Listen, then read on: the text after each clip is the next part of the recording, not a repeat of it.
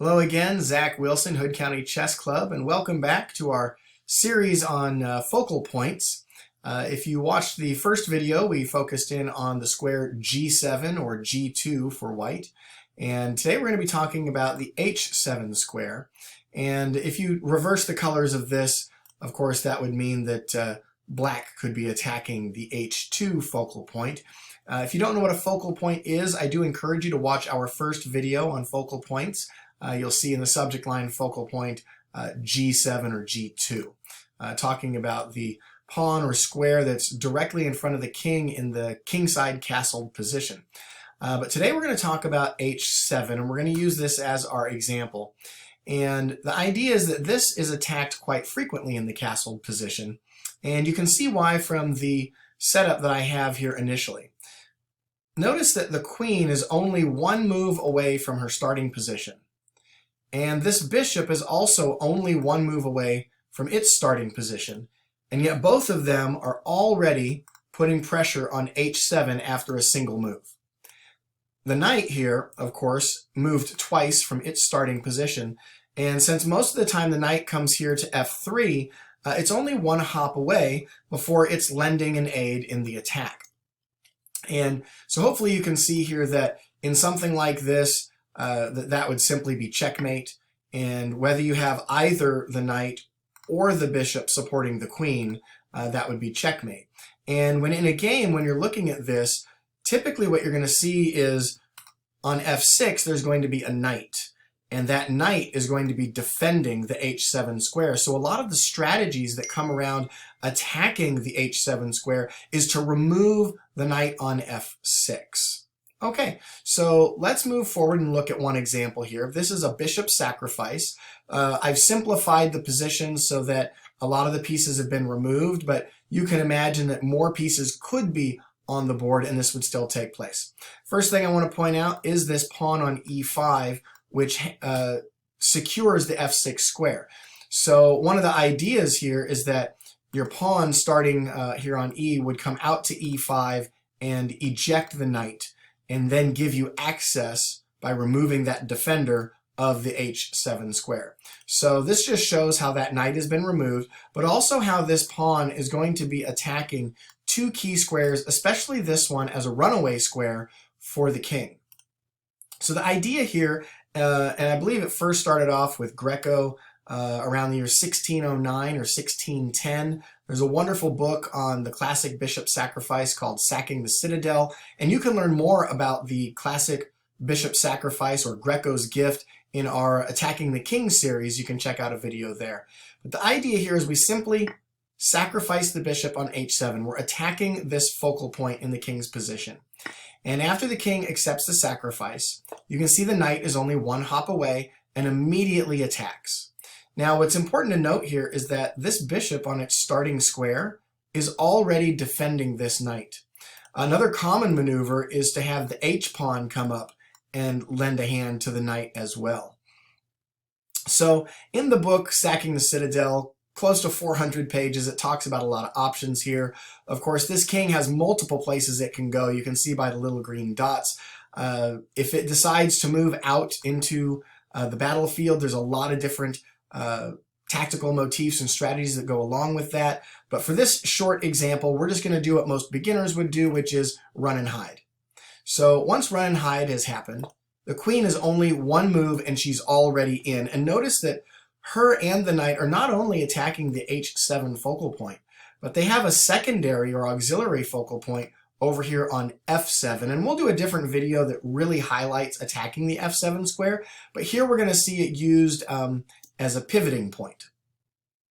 Okay, so black can see that checkmate is coming if the queen gets to come into H7 as it sits. So he creates the ability for the king to move. So white has an interesting maneuver here. Rather than immediately attack H7, we can remove the F7 pawn. And now we can attack H7. This allows us this next move after the king tries to run away, checkmate, because we first removed this pawn that would be giving the king cover.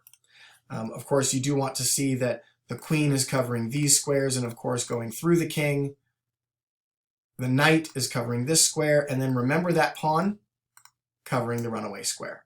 So that's the idea of the classic bishop sacrifice, or Greco's gift, and I do encourage you to watch that video in Attacking the King. Another video we did in Attacking the King was called Anastasia's Mate. And again, the key strategy is to take out this pawn on h7. Now we can see a lot of threats here. We can see that these queens are squared off against one another. I hope a lot of us can see this impending fork.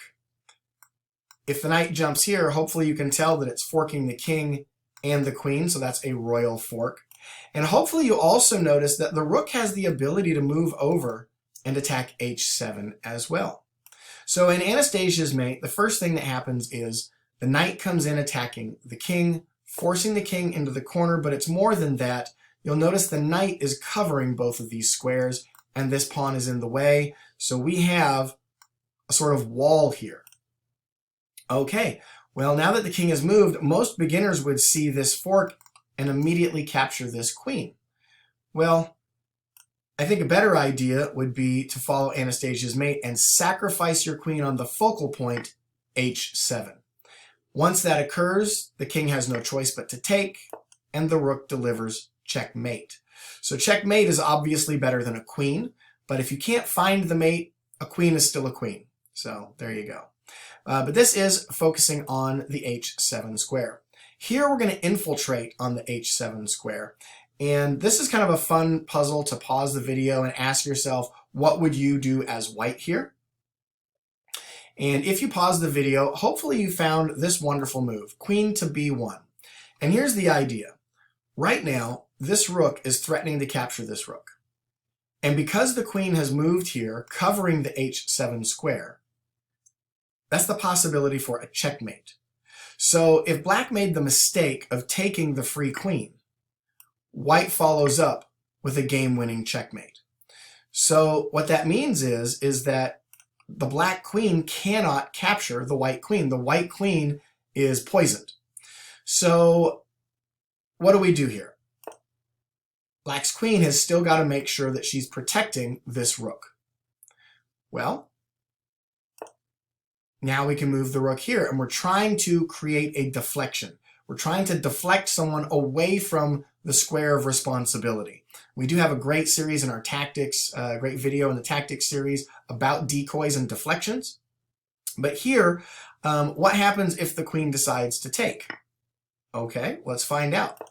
We can use the h7 focal point, and this leads to checkmate. So that rook cannot be taken by the queen. But what if the rook takes the rook? Again, we use the focal point. And again, it's checkmate. I'm reminded of The Princess Bride, where he's never mess with a Sicilian when death is on the line. It seems to be that no matter what happens here, that white is leading to a checkmate.